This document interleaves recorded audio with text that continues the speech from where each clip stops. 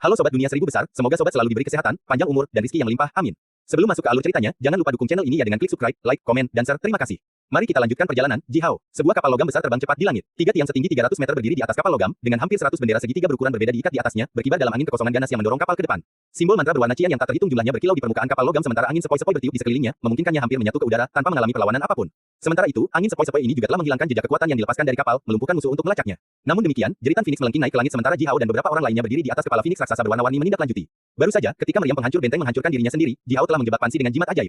Yemotuo kemudian memotivasi Pan Xi dengan mantra rahasia, memungkinkannya meledak dengan kekuatan yang sangat besar untuk menghancurkan jimat ajaib secara paksa dan bergegas kembali untuk menyelamatkannya. Tapi tetap saja, sedikit jejak kekuatan jimat ajaib membuntut Pan Xi, memungkinkan Jihao untuk dengan mudah mengejarnya dengan jimat pelacak batu giok. Mendengar Phoenix berteriak, Jihao mencengkeram tombak 9 matahari, menusuk punggung Phoenix raksasa yang sombong ini dan membuatnya berteriak lagi kesakitan. Kamu burung bodoh, apakah kamu berkolusi dengan non-manusia? Kami belum mengejar mereka, mengapa Anda berteriak? Jika mereka mendengarmu dan melarikan diri, bagaimana kami akan menemukan harta karun untuk tuan mudamu? Melihat Jihao menyodok penjaganya yang erat, yang juga tunggangannya, dengan tombak 9 matahari, Feng Qinxin akan berteriak marah. Tetapi setelah mendengar apa yang dikatakan Jihao barusan, Feng Qinxin segera menginjak kakinya dengan keras ke kepala Phoenix dan berteriak, mengapa kamu berteriak? Tunggu apa lagi? Kejar saja. Burung Phoenix mentwit dengan sedih, lalu menepakkan sayapnya yang sangat besar, menghasilkan garis pelangi yang panjang dan langsung menukik keluar. Dalam sekejap mata, Phoenix mencapai kurang dari 10 mil jauhnya dari kapal logam. Sebelum Jihao dan Feng Qinxin meluncurkan gerakan apapun, aliran cahaya emas berbentuk naga menyilaukan. Aoli, yang berdiri di atas kepala naga emas, juga menindaklanjuti. Dia melemparkan palu kepala naga dari kejauhan. Palu kepala naga emas yang bersinar mengembang ke ukuran gunung, menghantam bersama dengan angin kencang yang ganas. Simbol mantra cian yang berkilau di permukaan kapal logam langsung bersinar terang dan melepaskan aliran cahaya berwarna cian, membungkus kapal dengan kuat. Palu kepala naga yang dilemparkan oleh Aoli adalah senjata suci buatan alam dan juga merupakan senjata yang ganas dan merusak. Saat palu turun seperti gunung raksasa, formasi sihir pertahanan kapal logam itu hancur seketika. Palu kepala naga mendarat di kapal logam dan menghancurkan tiga tiang dan bendera berbentuk segitiga itu. Suara memutar yang menusuk telinga terperas keluar dari badan kapal logam sementara kapal sepanjang ribuan meter tiba-tiba terkoyak dan ribuan orang berlari keluar dengan putus asa dari kapal. Yemotuo, yang wajahnya sekarang pucat mematikan, memandang Jihao dan yang lainnya yang telah mengikuti kapal. Dia tiba-tiba menyeringai ganas dan berkata, bagus, aku tidak berpikir bahwa kamu akan datang mencari kematian sendiri. Setelah tawanya, Yemotuo dan lebih dari 10 prajurit klan Jia mengeluarkan tongkat hitam mereka secara bersamaan, menjentikan pergelangan tangan mereka dan bermaksud mengaktifkan kekuatan dao besar untuk menghancurkan Jihao dan orang-orangnya. Namun demikian, Jihao telah mempersiapkan ini sejak lama. Melihat Yemotuo dan yang lainnya mengeluarkan tongkat hitam yang dapat mengendalikan dao besar alam dunia Pan Xi, jimat ajaib berwarna perak sepanjang 3 kaki dan 3 inci yang bersembunyi di telapak tangan Jihao langsung mulai terbakar. Ribuan pedang kecil dilukis di jimat ajaib berwarna perak ini. Setelah Jihao mengaktifkannya, dia merasa seolah-olah matahari berwarna perak telah meledak di telapak tangannya. Kemudian, lampu pedang keperakan yang tak terhitung jumlahnya menyilaukan, menembus tongkat hitam itu di bawah kehendak Jihao. Jihao telah menghancurkan tongkat hitam sekali, dan dia tahu bahwa tongkat yang dapat mengendalikan kekuatan dao agung di dunia Pan Xi ini sebenarnya rapuh. Seseorang dapat dengan mudah menghancurkannya dengan satu pukulan. Tidak ada orang biasa yang bisa mengendalikan kekuatan dao besar di seluruh dunia, dan Yemotuo dan prajurit klan Jia itu juga tidak cukup kuat untuk melakukannya. Oleh karena itu, mereka hampir tidak bisa mengendalikan kekuatan besar dao besar dengan tongkat hitam ini, yang merupakan harta karun yang dibuat oleh pengrajin master mereka. Begitu Jihao menghancurkan harta karun ini, Yemotuo dan orang-orangnya tidak akan pernah bisa mengaktifkan sedikit pun kekuatan dao besar dalam pertarungan ini. Untuk mencapai tujuannya, Jihao bahkan menggunakan jimat ajaib yang diberikan oleh pendeta Suandu. Jimat ajaib dapat melepaskan 100 juta seberkas cahaya pedang untuk menyerang di bawah kehendak pemiliknya. Serangkaian suara letupan kemudian bisa terdengar tanpa henti saat tongkat hitam yang dipegang di Yemotuo dan tangan prajuritnya dihancurkan satu demi satu. Yemotuo berteriak dengan suara serak, dan pada saat yang sama, Jihao mengendalikan sinar cahaya pedang itu dengan pikirannya, menyilaukan dengan keras ke arah bagian tubuh vital Yemotuo dan para prajuritnya. Seiring dengan suara desir yang luar biasa, angin kencang menyapu langit. Ketika Yemotuo dan orang-orangnya hendak dibantai oleh gelombang cahaya pedang, Pan Xi muncul tepat waktu dan menamparkan berkas cahaya pedang itu berkeping-keping. Sebelum Jihao mengambil langkah selanjutnya, tubuh Pan Xi melintas di udara, berlari ke arah Jihao secepat hantu sambil melemparkan pukulan keras. Jihao menarik napas dalam-dalam saat dia mengeluarkan kotak pedang keos dan menyuntikkan semua kekuatan spiritualnya ke dalam kotak. Kotak pedang kecil yang tidak berkilau terbuka sedikit dan mengeluarkan seberkas cahaya pedang putih kecil yang menabrak dada Pan Xi. Cahaya pedang sepertinya bergerak ekstra lambat, tetapi nyatanya ia memiliki kecepatan seperti kilat. Pan Xi, yang selalu mengabaikan segala jenis serangan, sekarang mengerang teredam sambil dipaksa mundur dengan cepat oleh cahaya pedang ini. Mengikuti suara swooshing yang keras, Pan Xi dijatuhkan dari langit dan berdebar keras ke tanah. Diam-diam, lubang besar 100 mil muncul di tanah dunia Pan Xi. Cahaya pedang keos membelah bumi dan mengirim kekuatan yang dilepaskan oleh Pan Xi dengan satu gerakan jauh ke dalam tanah. Lubang sedalam radius 100 mil ini mencapai lurus ke bawah tanah. Dinding lubang itu sehalus cermin dan bahkan bisa mengeluarkan pantulan. Sampai Pan Xi memanjat kembali dari lubang yang sangat dalam ini, Jihao diam-diam mengeluarkan ribuan bom langit berwarna berbeda, melemparkan ke dalam lubang raksasa ini. Setelah itu, siluet berbentuk manusia melintas di dalam lubang dan sambaran petir yang tak terhitung jumlahnya meledak. Selanjutnya, lubang raksasa itu bergetar, lalu mulai runtuh dengan cepat. Sialan, kamu tidak bisa melakukan ini, teriak Yemotuo. Meskipun dia tidak tahu apa sebenarnya bom kecil yang dilemparkan oleh Jihao itu, dia sudah merasakan rasa kekuatan destruktif yang dilepaskan dari bom itu dari kejauhan. Dia menatap Jihao dengan ketakutan yang mendalam jiwa, khawatir apakah Pan Xi bisa menahan serangan kasar seperti itu. Siluet berbentuk manusia yang memiliki kabut darah menyembur keluar dari seluruh tubuhnya, tiba-tiba berteleportasi ke samping Yemotuo. Itu adalah Chiou. Memegang pedang panjang berdarah yang dipegang di tangannya, Chiou menyeringai mengerikan pada Jihao dan berkata, kamu berani melawan. Sayang sekali, dengan beberapa bulan lagi, saya bisa menyerap 70% darah roh Pan Xi yang kami ekstraksi dari tubuhnya. Kemudian, saya akan memiliki separuh besar dari kekuatannya, sayang sekali. Yemotuo mengarahkan jarinya ke Jihao dan berteriak, Chiou, bunuh mereka, bunuh mereka. Penampilan Chiou berubah menjadi sangat aneh saat dia tersenyum pada Jihao. Kemudian tiba-tiba, dia mengayunkan lengannya ke belakang dan memotong Yemotuo menjadi dua. Sebelum orang-orang di sekitar prajurit klan Jia menyadari apa yang telah terjadi, prajurit tentara Chiou meluncurkan gerakan mereka secara bersamaan, menusuk bagian tubuh vital mereka. Rata-rata, setiap prajurit klan Jia telah menderita serangan tangan bersama yang diluncurkan oleh lebih dari 10 prajurit tentara Chiou.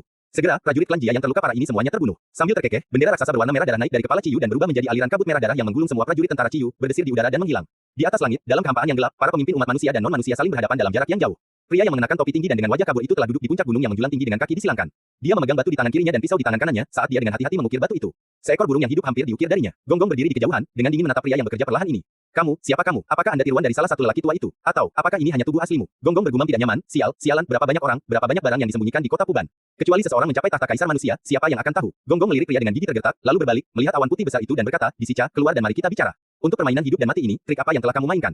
Pria itu, yang telah mengukir batu itu, mengangkat kepalanya dan melihat ke awan. Kepulan bintik-bintik cahaya merah darah mengembun di langit. Setelah itu, nyala api merah darah menyembur keluar dari cahaya, di mana Di Shicha muncul di depan semua orang, duduk tegak di kursi besar. Dia memegang pedang panjang dengan kedua tangannya sambil menatap Gong Gong dengan senyum aneh di wajahnya. Tidak bisakah kamu menunggu untuk kalah? 3 bulan, saya dapat dengan jelas memberitahu Anda bahwa para elit yang Anda pilih dengan cermat dari semua klan dan keluarga besar, dan para prajurit elit yang mereka bawa ke dunia kecil, mereka dapat bertahan selama maksimal 3 bulan.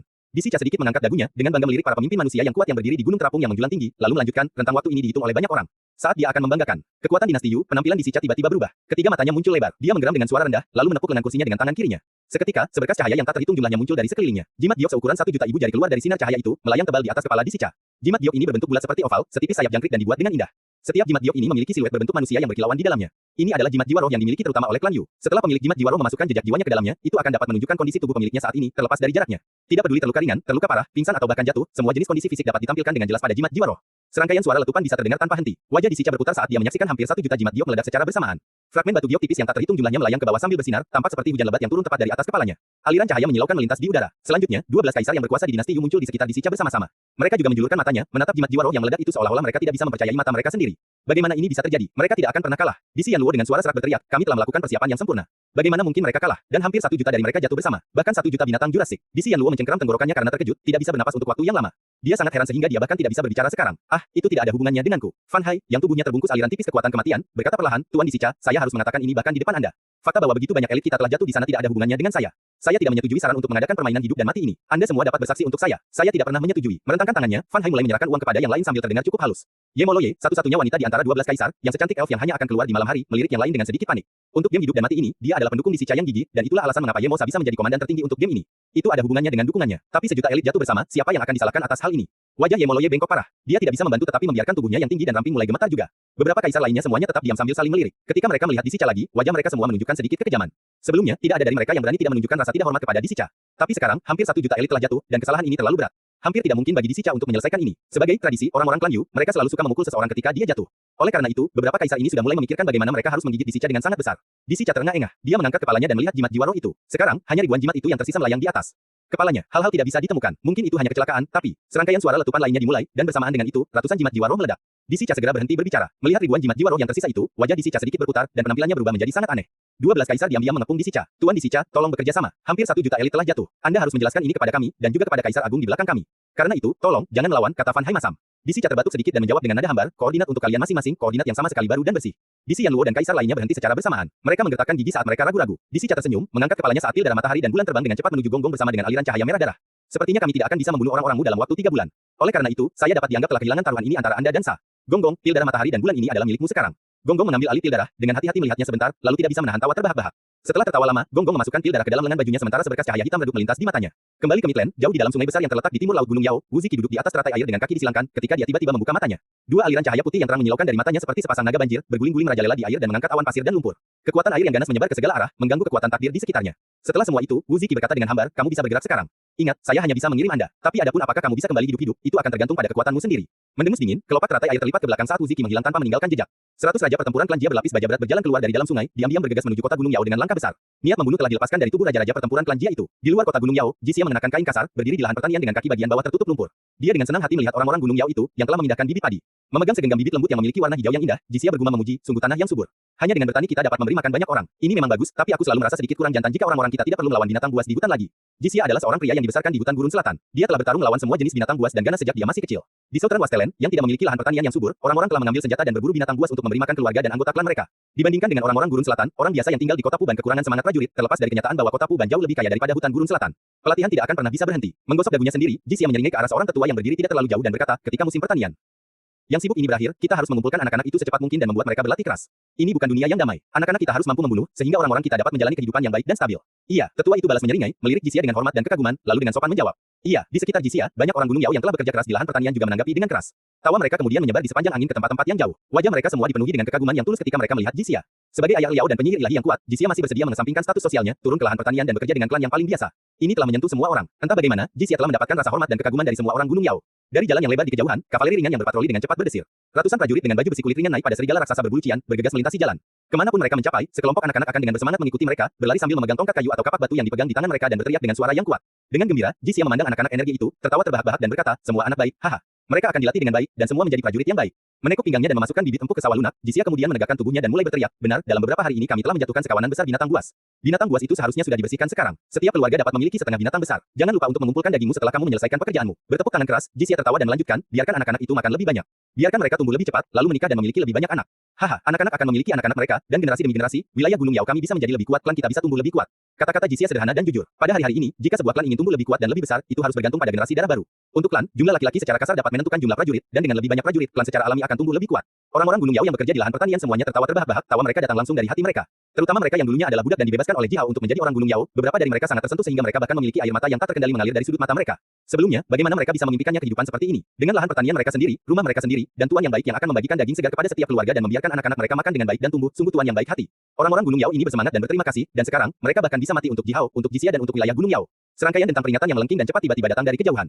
Setelah itu, dari cakrawala, yang berjarak ratusan mil jauhnya dari lahan pertanian ini, aliran asap hitam menukik ke langit. Selanjutnya, puluhan aliran asap yang lebih tebal dan hitam membubung dan bel peringatan berbunyi dari segala arah. Setelah itu, lebih dari 1000 aliran asap tebal naik satu demi satu. Di menara di atas gerbang kota di keempat sisi kota Gunung Yao, lonceng alarm yang dilemparkan dari emas ilahi berbunyi dengan suara keras dan bergema.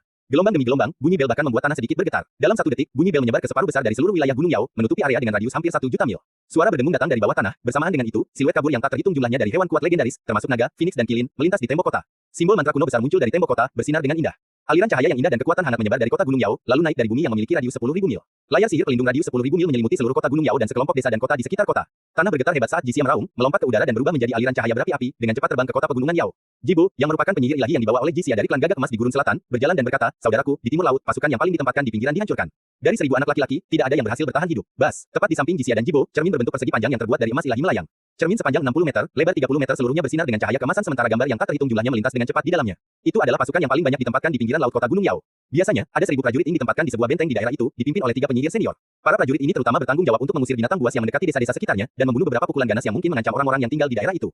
Benteng itu seluruhnya dilemparkan dengan lava cair, dan itu adalah benteng pertempuran skala kecil yang dibangun sesuai dengan standar pasukan kaisar manusia kuno yang dipelajari Jisia setelah dia mewarisi kekuatan Master kuno Supremagus, Jiliao. Benteng ini memiliki kekuatan pertahanan yang cukup besar, dan terhubung dengan benteng lain melalui jarak jauh. Setelah diserang, semua yang lain, lebih dari 1000 benteng berukuran berbeda semuanya akan bereaksi dengan cepat. Gambar yang ditampilkan di cermin adalah apa yang baru saja terjadi. 100 siluet berbentuk manusia muncul dari sungai besar yang terletak kurang dari 10 mil jauhnya dari benteng.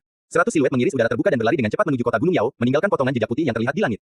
Saat mereka terbang melewati benteng, salah satu dari mereka mengangkat tangan kanannya dan sedikit menekannya. Selanjutnya, benteng seluas 500 meter persegi tiba-tiba runtuh, meninggalkan sidik jari-jari yang sangat besar bermil-mil, yang tenggelam ke tanah sedalam lebih dari 300 meter. 1000 prajurit ditempatkan di benteng, tetapi tidak ada dari mereka yang melarikan diri. Namun, saat benteng dihancurkan, sistem peringatan di kota Gunung Yao segera bereaksi, dan formasi besar langit dan bumi berdasarkan kota diaktifkan sepenuhnya. 100 siluet berbentuk manusia bergegas ke formasi besar langit dan bumi dengan kecepatan kilat. Salah satu dari mereka mengeluarkan geraman resonansi dan berikutnya, masing-masing dari mereka mengeluarkan tombak sepanjang 6 kaki yang bercahaya terang, yang terbuat dari kristal yang tidak diketahui. Mereka semua kemudian menusuk layar ajaib yang dibuat oleh formasi besar. Simbol mantra yang tak terhitung jumlahnya meledak dari tombak itu. Formasi besar langit dan bumi sedikit bergetar sementara kelompok samar simbol mantra menyebar dari tengah dan gelombang riak diaduk. Bisakah mereka benar-benar memecahkan layar ajaib formasi besar langit dan bumi? Jisia membuka matanya dengan lebar karena terkejut dan berkata, sialan, monster non-manusia berdarah, bagaimana mereka bisa datang ke sini? Jisia dan Jibo melihat ke sisi utara bersama-sama. Daerah itu adalah wilayah yang luas, milik umat manusia. Tanpa mata-mata untuk berkoordinasi dengan penyusup ini, yang merupakan 100 prajurit elit klan Jia tingkat penyihir ilahi, bagaimana mungkin mereka bisa masuk ke wilayah Gunung Yao tanpa suara? 100 tombak pendek hitam bersinar dengan cahaya hitam sambil menyerang formasi besar langit dan bumi dengan ganas. Cahaya hitam meledak dan melepaskan simbol mantra kecil yang tak terhitung jumlahnya, tanpa henti merusak formasi. Itu mengangkat lapisan samar kabut hitam di dalam layar sihir pelindung yang indah. Di setiap saat, tombak pendek hitam itu bisa menembus layar ajaib hingga kedalaman selembar kertas. Namun, layar ajaib yang dibuat oleh formasi setebal lebih dari 10 mil. Dengan kecepatan bergerak tombak hitam saat ini, akan memakan waktu lama bagi mereka untuk benar-benar memecahkan layar ajaib. Namun demikian, raja-raja pertempuran klan Jia ini memang mematahkan formasi besar langit dan bumi, hanya pada tingkat yang sangat rendah. Tapi, mereka telah menyebabkan ancaman nyata bagi formasi besar. Selain itu, tombak hitam bukan satu-satunya senjata bagi mereka untuk menyerang. Setelah menerjang tombak hitam itu, prajurit klan Jia ini juga mengeluarkan potongan besar papan giok hitam, terus menyatukannya. Masing-masing papan giok hitam ini lebih dari 30 meter persegi dan setebal 1 kaki, timbul tebal dengan simbol mantra yang aneh dan bengkok. Saat papan giok ini disatukan, simbol-simbol mantra itu dengan cepat mulai bersinar dengan cahaya redup. Gelombang getaran kekuatan aneh menyebar dari papan giok ini sementara raja pertempuran klan Jia itu melemparkannya ke formasi besar langit dan bumi. Setelah itu, tombak pendek itu mulai menembus layar ajaib dengan kecepatan 100 kali lebih tinggi. Di dalam kota Gunung Yao, sekelompok besar prajurit elit Gunung Yao bergegas ke tembok kota sementara kelompok magus Priest berjalan ke menara guntur ilahi di atas tembok kota. Mereka mengendalikan formasi besar untuk mengekstrak kekuatan alam dari meridian bumi bawah tanah. Di permukaan menara guntur ilahi tinggi yang menjangkau langsung ke langit, gelombang petir seperti riak air menyebar. Mereka melepaskan sambaran kilat sepanjang bermil yang tak terhitung jumlahnya, meledak dan mendesis di puncak menara dan tampak seperti ular gelisah yang menggeliat dengan gila-gilaan. Guntur yang dalam bisa terdengar tanpa henti sementara ribuan petir ilahi dengan agresivitas besar semuanya terisi penuh dengan energi di dalam kota Gunung Yao. Jisia berdiri di tembok kota. Melihat prajurit Gunung Yao sudah dipersiapkan dengan baik untuk perang, dia langsung menghela nafas lega. Melihat gambar yang bergetar di cermin emas, Jisia mengarahkan jarinya ke jenis pertempuran klan Jia itu, mendengus dan berkata, karena mereka berani datang ke kota Gunung Yao kami untuk mencari kematian, pukul mereka dengan guntur terbesar. Tunjukkan kepada mereka kekuatan wilayah Gunung Yao kami. Dalam sekejap, gelombang petir yang menyilaukan melintas di langit bersama dengan serangkaian guntur yang teredam namun mengguncang bumi, yang membuat semua prajurit Gunung Yao menutupi telinga mereka dengan tangan mereka. Bau aneh menyebar di udara saat puluhan ribu petir setebal kepalan tangan turun dari langit, menyilaukan ribuan mil dan menghantam dengan keras tubuh raja pertempuran klan Jia itu. Seiring dengan suara mendesis yang keras, tubuh raja pertempuran klan Jia ini segera menjadi ringan sementara baju besi berat mereka hampir berubah menjadi transparan di bawah petir yang kuat. Formasi besar langit dan bumi adalah formasi sihir pertahanan paling kuat yang diciptakan oleh surga kuno. Itu adalah senjata yang kuat bagi surga kuno untuk mengagumi seluruh dunia. Itu bisa mencapai bintang-bintang di kehampaan dan juga terhubung dengan meridian bumi. Itu mengandung kekuatan yang tak terukur besar, dapat memberikan kemungkinan yang tidak dapat diprediksi. Karena perbedaan bahan dan kekuatan para pembangun formasi besar langit dan bumi di kota Gunung Yao ini tidak sekuat yang dimiliki oleh surga kuno. Namun, setidaknya 50 hingga 60% lebih kuat dari yang asli. Lebih dari 1000 petir menghantam secara bersamaan dan segera membakar papan giok besar yang diambil oleh raja pertempuran klan Jia itu. Armor raja-raja pertempuran klan Jia itu meledak dengan cahaya yang menusuk mata saat lapisan simbol mantra transparan menutupi permukaan baju besi itu, nyaris tidak menangkis petir yang kuat itu. Ledakan gemuruh kemudian bisa terdengar. Lapisan simbol mantra yang dilepaskan dari baju besi hancur satu demi satu, dan segera petir menghantam baju besi. Armor ini dibuat oleh pengrajin Master Klan Xiu dengan lebih dari 1000 jenis bahan langka melalui proses yang tak terhitung jumlahnya. Tapi sekarang, mereka mengeluarkan suara retak yang dalam sambil dengan cepat meleleh dan runtuh di bawah petir yang menakutkan. Sifat kekuatan beberapa baju besi secara alami ditekan oleh kekuatan guntur, dan sekarang, baju besi ini bahkan mulai terbakar. Hanya dalam 1 detik, 100 raja pertempuran klan Jia, yang datang dengan cara yang agresif, melolong bersama sambil dikirim terbang mundur, dengan bau listrik mendesis dan asap hitam mengembang keluar dari tubuh mereka. Petir melintas dengan cepat di udara, mengikuti dari dekat raja-raja pertempuran klan Jia itu dan tanpa henti menyakiti mereka. Armor yang dikenakan oleh raja-raja pertempuran klan Jia itu hancur, harta pertahanan lainnya ditembus oleh gelombang petir yang menakutkan. Bahkan senjata mereka berubah menjadi aliran cairan logam, memercik ke seluruh langit. Guntur ilahi, yang berisi semua jenis kekuatan ekstrim yang datang dari surga kuno, menghantam tubuh raja pertempuran klan Jia ini. Itu merobek kulit mereka dan membakar otot-otot mereka dan menusuk tulang mereka, merusak organ dalam dan kekuatan hidup mereka. 100 raja pertempuran elit klan Jia semuanya adalah makhluk kuat tingkat penyihir ilahi, dan sama kuatnya dengan beberapa pemimpin umat manusia. Tetapi saat ini, mereka diserang dengan gila-gilaan oleh guntur ilahi yang berlama-lama di sekitar mereka. Tidak peduli seberapa keras mereka menggeram, mereka tidak akan pernah bisa keluar dari petir yang tersisa ini. Petir mengejar raja pertempuran klan Jia ini, menghantam mereka ke tanah dari langit sementara petir seperti aliran air terus turun dari udara, menghantam tubuh mereka berulang kali. Tanah di bawah tubuh mereka meledak menjadi cahaya terang saat tanah dipadatkan oleh formasi besar langit dan bumi. Sejumlah besar simbol mantra ilahi kuno berbentuk naga atau phoenix muncul dari tanah, membuat tanah di dalam area dengan radius 100 mil sekokoh baja terkeras. Tanahnya seperti balok palu logam sementara petir ilahi seperti palu besi. 100 raja pertempuran klan Jia adalah balok besi yang memiliki kotoran yang tak terhitung jumlahnya bercampur dengannya dan dipalu dengan gila-gilaan oleh raksasa tak terlihat. Setiap kali gelombang petir ilahi turun, raja-raja pertempuran klan Jia ini akan melolong histeris dan aliran darah besar akan diperas keluar dari tubuh mereka bersama dengan potongan-potongan jaringan tubuh yang akan dikirim terbang keluar. Tanah sedikit bergetar sementara suara gemuruh yang menakutkan keluar dari bawah tanah dan setiap raja pertempuran klan Jia ini hampir mati. Melihat semua ini melalui cermin, Jisia tertawa terbahak-bahak dan dengan bangga berkata, "Hati-hati, jangan bunuh mereka. Biarkan mereka menahan napas terakhir tetapi menonaktifkan mereka agar tidak pulih, lalu tangkap mereka hidup-hidup." Dengan bangga mengangkat kepalanya tegak tinggi, Jisia melanjutkan, "Kali ini, Ji Hao pasti akan kembali dengan kontribusi besar. Bagaimana saya, sebagai ayahnya, bisa mempermalukannya? Menangkap 100 penyihir ilahi non-manusia, bagaimana kedengarannya? Prajurit klan gagak emas yang menjaga di daerah sekitarnya semuanya tertawa terbahak-bahak, memuji Jisia atas kekuatannya bersama. Ribuan mil jauhnya dari kota Gunung Yao, seorang pria tua kurus yang anehnya dengan rambut putih, yang tampak sangat tua dan lemah sehingga dia bisa tertiup angin bahkan oleh embusan angin kecil, memegang kruk dengan masing-masing tangannya. Dia diam-diam melihat kota Gunung Yao, yang diselimuti petir yang menyilaukan. Apakah itu tombak pelanggar larangan dari non-umat manusia? Saat itu, formasi sihir kampung halaman saya dipatahkan oleh tombak semacam ini, kemudian anggota klan saya dibantai tanpa ampun. Bisakah formasi besar Gunung Yao ini menangkis tombak pelanggar larangan? Apakah menara ilahi ini benar-benar begitu kuat? Apakah Kuai dan anak-anaknya, sekelompok anak-anak sulit diatur itu, membangun kota ini untuk Liao? Aku tidak berpikir bahwa mereka bahkan berani menjual formasi sihir terbesar dari surga kuno. Karena mereka bisa menjualnya ke Liao, mengapa mereka tidak bisa menjualnya ke keluarga Tusan kita juga? Pria tua itu tersenyum tipis sambil batuk sedikit, lalu mengulurkan tangan kanannya yang seputih salju, bahkan keperakan, dan dengan lembut melambai. Pergi bernegosiasi dengan Kuai dan orang-orangnya. Keluarga Tusan kami juga menginginkan kota seperti ini. Kita bisa menawarkan apapun yang ditawarkan Liao kepada mereka. Jeritan aneh bergema di langit sementara binatang besar seperti naga dengan 9 kepala dan sepasang sayap meraung dan bergulir keluar dari portal yang menghubungkan dunia Pansi dan dunia Pangu. Begitu binatang buas sepanjang 1000 mil ini terbang keluar, seberkas cahaya bilah merah darah menyapu, memotong ke 9 kepala binatang itu. Dari masing-masing dari 9 kepala, 18 roh dan terbang keluar dan digenggam di tangan seorang pria tua. Tubuh binatang buas yang terbuka itu langsung berubah menjadi bola kabut kekacauan dan kemudian diserap oleh kehampaan. Berdiri di puncak gunung, Gonggong, yang diam-diam menghadap Disica, tiba-tiba menyipitkan matanya dengan seberkas cahaya yang ganas dan dingin melintas di matanya, sementara dia melirik Disica dengan heran. Jika ada yang bisa mendekati Gonggong saat ini, dia akan dapat melihat gambar yang tak terhitung jumlahnya berkedip di dalam pupil Gonggong. Itu adalah adegan 100 raja pertempuran klan Jia yang dihantam dengan gila-gilaan oleh guntur ilahi kota Gunung Yao. Menarik, Gonggong memberi Disica pandangan rumit lagi. Orang barbar yang bodoh dan serakah, mereka selalu tidak tahu tentang apa yang mereka lakukan dan apa yang akan terjadi di masa depan. Disica mengangkat kepalanya, melihat 5 hingga 6000 jimat giok jiwa roh yang mengambang di atas kepalanya, lalu berkata kepada 12 kaisar dengan kekuatan di sekitarnya, "Kali ini, kita mungkin benar-benar kalah. Namun, apa yang kami kalahkan dalam pertandingan ini tidak banyak. Sebelum Yemoloye, Di Xianluo, Fan Hai, dan kaisar lainnya mengatakan sesuatu, Disica melanjutkan, ini tidak lain adalah permainan kecil yang tidak penting. Kemenangan atau kekalahan tidak ada bedanya bagi saya." Wajah Yemoloye yang sangat cantik bergerak-gerak saat dia menatap Disica dan berkata dengan suara yang dalam dan dingin, "Tapi, Tuan Disica, semua aturan permainan hidup dan mati ini ditetapkan olehmu sendiri. Jadi, jangan khawatir, selama kita bekerja sama, tidak ada hasil buruk yang akan terjadi." Disica dengan santai mengangguk ke arah Yemoloye, lalu menjawab dengan senyum tipis, "Selama kalian semua dapat menepati janji kalian dan menjaga beberapa berita agar tidak menyebar, koordinat baru yang bersih untuk kalian masing-masing, kalian akan mendapatkannya persis seperti yang saya katakan. Bagaimana jika berita itu bocor secara tidak sengaja?" Suara Fan Hai terdengar dingin dan tak bernyawa seperti biasanya. Disica melirik hambar ke arah Fan Hai dan menjawab, "Kalau begitu saya akan mengambil semua tanggung jawab. Tidak peduli bagaimana, Anda tidak kehilangan apapun, dan Anda tidak akan kehilangan apapun." 12 kaisar yang berkuasa menghela nafas lega. Setelah itu, suasana ekstra tegang di antara mereka tiba-tiba menghilang. Penampilan mereka berubah jauh lebih hangat ketika mereka melihat Disica lagi. Disica tidak mengatakan sepatah kata lagi kepada mereka. Sebaliknya, dia diam-diam menatap Gonggong dengan senyum misterius di wajahnya. Keserakahan adalah kebajikan yang besar. Disica bergumam pada dirinya sendiri, "Saya suka orang serakah, terutama musuh yang serakah.